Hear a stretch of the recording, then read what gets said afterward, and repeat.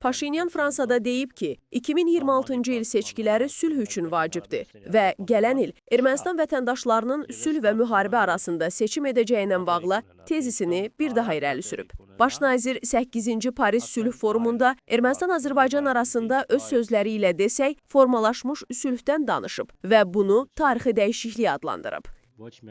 Sülhümüz var və bu reallıqdır. Bu təkcə Azərbaycanla ikitərəfli münasibətlərimizdə deyil, ümumilikdə regionumuz üçün tarixi bir dəyişiklikdir. Peacemaker Trüpün yalnız Azərbaycana sərfəli olması ilə bağlı tez-tez səslənən tənqidlərə baxmayaraq, Paşinyan Trüpün təkcə Azərbaycan üçün deyil, Ermənistan üçün də vacib olduğunu düşünür. O, həmçinin Türkiyə ilə nizamlanma prosesində müsbət irəliləyişlərin olacağına ümid edir. Düşünürəm ki, biz tam diplomatik münasibətlərin, açıq sərhədlərin, iqtisadi və siyasi əməkdaşlığın olacağı bir mərhələyə çatırıq.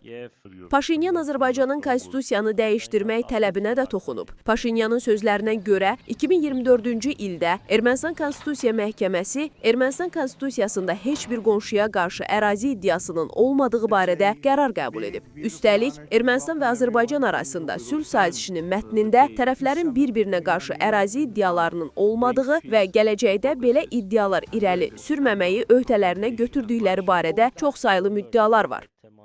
Bütün bu mövzuları bağlamaq və həll etmək üçün sadəcə sülh müqaviləsini imzalamaq və ratifikasiya etmək lazımdır ki, bundan sonra o ali hüquqi qüvvəyə minəcək və başqa şərhlərə yer qalmayacaq.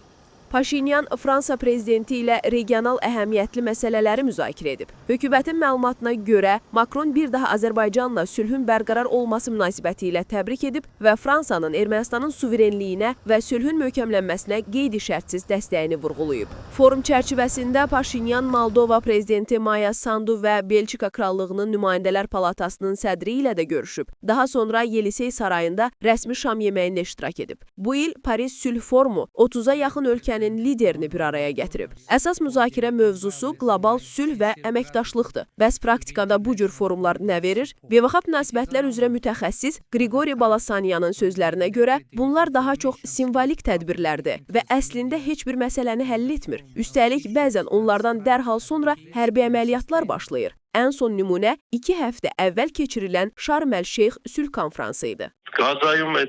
Qəzzada belə oldu. Təbii ki, digər konfranslarda da eyni şey olur. Yəni orada qəbul olunmuş formadır ki, hamı xeyirxah bir sima ilə sülhün vacibliyindən, insanların daha ölməməsindən danışmalıdır. Lakin real həyatda onların apardığı siyasət hər gün bütün dünyada yeni, daha çox qurbanlara səbəb olur.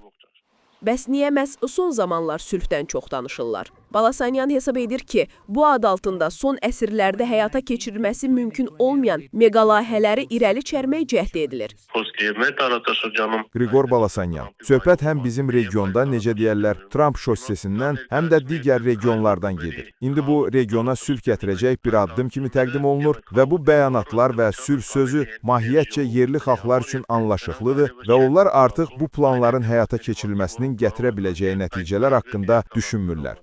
Ekspertin fikrincə, hamı bu sülhdən özünə lazım olanı gözləyir. Paşinyan 2026-cı il seçkilərində səs, Azərbaycan və Türkiyə özlərinə uyğun yolu, Trump isə böyük bir sövdələşmə, biznes maraqları və Nobel sülh mükafatı.